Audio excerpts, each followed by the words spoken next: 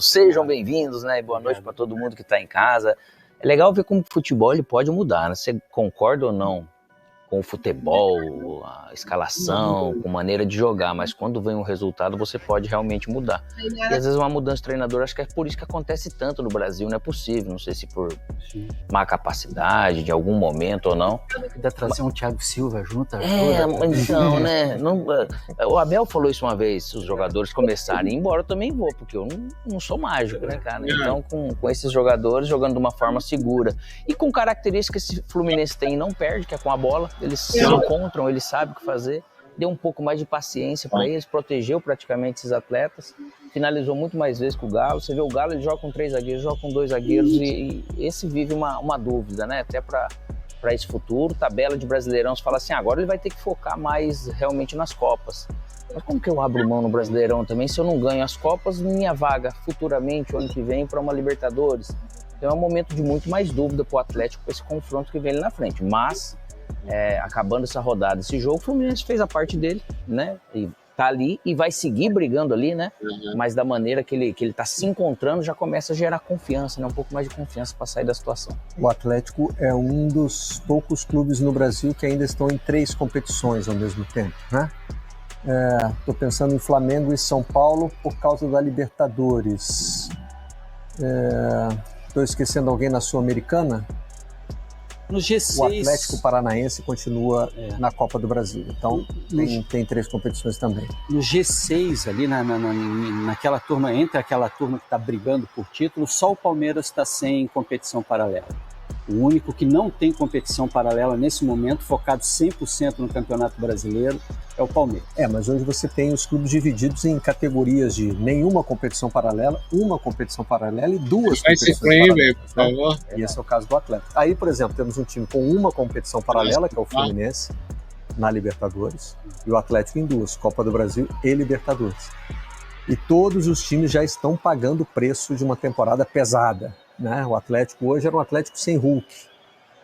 O Fluminense tem conseguido sofrer menos. Equilibrado, sem o Hulk, né? Mas sem o Hulk também a gente julga assim, mas por que o sistema defensivo também toma tanto gol sem o Hulk, né? Não tá mudado também, mas daí sem Hulk, sem Paulinho, que até entra, sem Scarpa, com uma equipe toda... Ele fez uma opção justamente por outra competição, vamos dizer, ou para poupar minutagem, não somente pelo campeonato. E porque aí já é bom, né? Projetando Copa do Brasil, não é isso? A gente tem que ficar apertando o F5 do calendário também, né?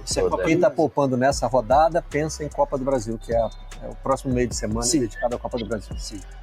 Nesse momento Mas aí, cara, a gente não pode nunca normalizar o que é o calendário brasileiro, não pode achar que isso precisa ser administrado com sabedoria apenas, né?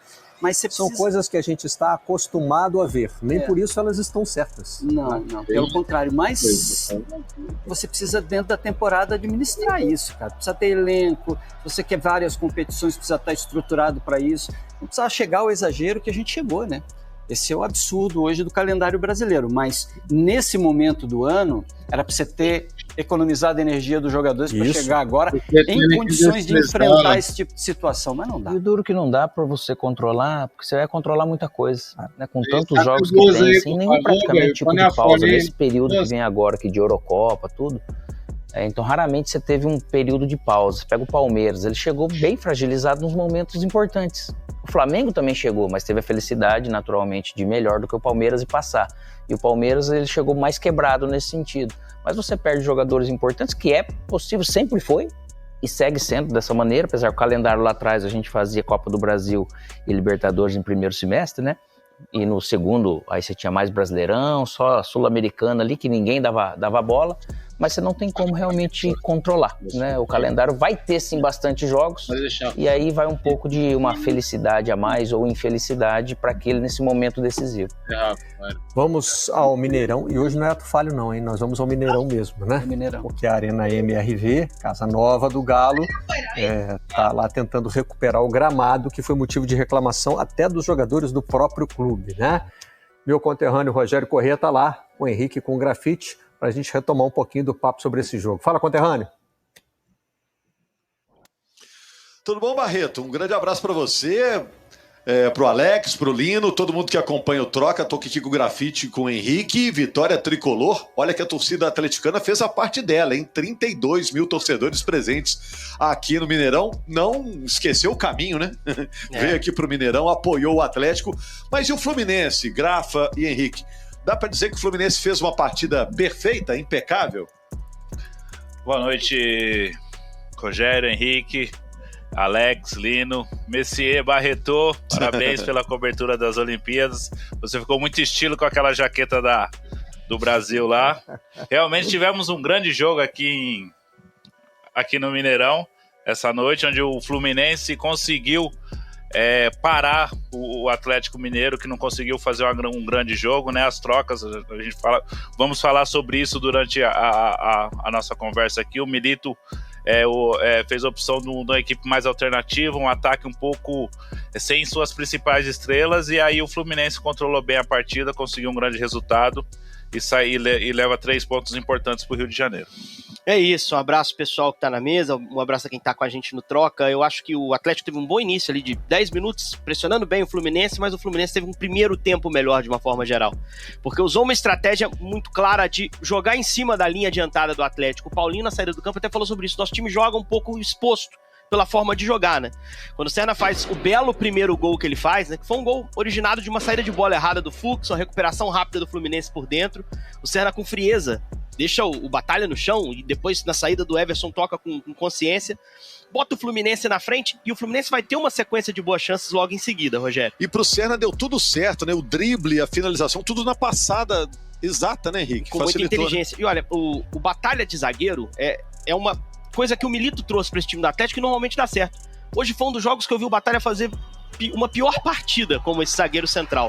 Na proteção da área, ele também participa mal do lance do gol do Arias, e a gente viu que foi uma sucessão de oportunidades do Fluminense até esse lance, né, Grafa? O lance do gol anulado do Atlético, a única finalização certa do Atlético no jogo. Isso é impressionante, né? Quando conseguiu produzir pelo lado esquerdo, né? Porque o Mano, no pré-jogo, ele falou sobre espelhar algumas situações do Atlético no jogo para não deixar o volume muito grande do Atlético crescer. E o lado esquerdo ele conseguiu neutralizar no primeiro tempo, né? O Arana não conseguiu chegar com frequência pelo lado esquerdo, o que dificultou em muito as jogadas ofensivas da equipe atleticana. A gente viu o Everson, goleiro atleticano, trabalhando muito mais, né? A gente não lembra de uma defesa do Fábio. É isso, o Everson conseguiu evitar, inclusive, algumas oportunidades do Fluminense. Para mim, a partida do Flu não foi perfeita, porque poderia ter feito mais gols pelas chances que teve. Mais uma vez, sempre usando o posicionamento do jogador em cima da linha adiantada do Atlético. A gente tá vendo o segundo gol do Arias, em que o Batalha dá distância para ele finalizar, ele é muito preciso, é muito técnico, tá vendo o gol, ele vai tirar do Everson e vai fazer o segundo. E acho que o Fluminense também no final do jogo, a partir desse gol do Arias, o Fluminense não chega mais praticamente, né? E a gente vê o Atlético construindo volume sem precisão na finalização, no último passe, muito por uma mexida do Mano. Ele coloca o esquerdinha no jogo, ele tira o Serna e ele passa a jogar com linha de 5, puxando o Thiago Santos, que foi lateral esquerda a maior parte do jogo, pra zaga. Isso chama o Atlético, né? E aí, querendo ou não, o Galo, mesmo sem muita precisão, começa a prender essa bola perto da área do Fluminense. Uma bola que entra, né, Grafa, pode tornar o final do jogo desconfortável pro Fluminense. É verdade. Mas acho que o Fluminense protegeu bem a área mesmo assim, né? E a grande maioria dos chutes do Atlético no jogo não foram em direção ao gol, né? O Fábio trabalhou muito pouco mesmo, os próprios cruzamentos também, procurando o Daverson. Depois da entrada do Daverson teve alguns cruzamentos, chuveirinhos na área, mas o Atlético hoje não conseguiu fluir. O Rogério nos perguntou no final do jogo sobre a possibilidade do que poderia tirar para o confronto da Libertadores daqui 2 semanas. Acho que o Fluminense fica uma boa perspectiva, porque o Mano pode repetir algumas coisas que fez aqui hoje para o jogo da Libertadores, e o Atlético vai tentar se remontar, recuperar o Hulk, recuperar jogadores para voltar à equipe principal e chegar mais forte nessa decisão. Até lá tem alguns jogos do Campeonato Brasileiro ainda. Eu acho que está sacramentada a recuperação do Fluminense no campeonato. Eu acho que ele deve terminar essa rodada fora da zona de rebaixamento. Isso só não acontece se o Corinthians bateu o Fortaleza ou o Vitória bateu o São Paulo, os 2 jogos, Vitória e Corinthians jogando fora de casa. Claro que tem a possibilidade de acontecer, mas não são favoritos. O Fluminense deve ficar a rodada fora da zona de rebaixamento, na minha opinião. Tá sacramentada a competitividade de novo do time, né? Isso aqui ficou muito evidente aqui. É um time que, com o Mano Menezes, tem campanha de G6 em termos de percentual de aproveitamento. Melhorou um pouquinho hoje com essa vitória. Então acho que já é um outro Fluminense pro segundo turno. E é esse outro Fluminense que vai jogar com o Atlético na Libertadores, isso está muito claro. E do ponto de vista do Atlético, tem muito jogador para entrar. O Hulk deve estar de volta na Libertadores, o Scarpa hoje não foi utilizado, e aí a gente pode questionar um pouquinho o Milito. Não podemos cair na contradição de criticar o calendário e criticar o treinador quando ele poupa jogador para tentar administrar um pouquinho o desgaste. Mas ele trouxe o Scarpa para o jogo. Por que ele trouxe? O time perdendo, será que você não pode lançar a mão do Scarpa, em vez de o Alan Franco, por exemplo, fechar o jogo? Para tornar o time mais qualificado na frente, botar um jogador que te oferece bola parada. O Daverson não joga a Copa do Brasil. Será que ele não poderia ter sido titular hoje aqui em vez do Cadu, que é um jogador que não entrega tanto assim? Então tem escolha errada do treinador também, mesmo que a gente entenda o foco nas Copas agora. O Atlético tá vivo nas duas, pode ser campeão nas duas, e o brasileiro já fugiu um pouquinho do Galo. Os dois times vão enfrentar o São Paulo, viu, conterrâneo Barreto? O Fluminense no domingo, pelo Campeonato Brasileiro, e o Atlético no meio da semana, pela Copa do Brasil. Será que esse resultado aqui impacta também na Libertadores? Em meados de setembro? Pode impactar, mas talvez não pelo sentido anímico, assim, né? De um time que perdeu entra desanimado, mas talvez pelo que um treinador conseguiu observar do outro. Mas esse último tema aí que o Rogério, o Grafite e o Henrique trouxeram também é interessante. É uma fase nova para os times, porque além de ter que administrar o cansaço, o calendário, né? Os treinadores também estão acomodando novas chegadas, né? Algumas têm um impacto imediato, e aí já vou aproveitar aqui para me despedir do trio lá em Belo Horizonte e seguir o papo aqui com essa bola que eles lançaram para nós. Tem alguns que já causaram impacto imediato. A gente vê o Thiago Silva chegando ao Fluminense e já, né, virando o dono da defesa. Talvez a gente possa falar no Serna também já. Sim, né? Os dois, cada um de um lado. Trazendo opções ofensivas ali interessantes pro Fluminense. E aí não sei se no Atlético o Bernard causou um impacto tão grande. A gente vai poder observar em cada time, e nem sempre a velocidade é a mesma, né? O jogador pode precisar de alguns meses para poder trazer a contribuição completa. Outros já chegam e já, né? Cara, perder sempre vai causar impacto, porque é o pacote que o Henrique estava colocando agora, de escolhas do treinador, de momento em que ele vai usar os caras, quem ele escolhe para compor as situações transitórias, né? Essas de jogos que não interessam, entre aspas, tanto porque você tem foco dentro da semana e precisa fazer algo diferente dentro daquela semana. Você vai poupando jogadores. Então, essas escolhas, quando elas combinam com um resultado ruim, isso aí desgasta, cara. Mata o dia a dia, vai te tirando confiança e não dá para dizer que não pesa. Claro que vai pesar para o Galo também. E o impacto de alguns jogadores também. O Bernard ainda não é... Ele teve o começo dele foi legal, né? Chegou jogando bem, foi e tal. A gente começou a ver que o Bernard é um cara mais de centro de campo, não é mais alegria nas pernas pelo lado do campo. E aí passa a ter um outro tipo de contribuição, mas é difícil manter, cara.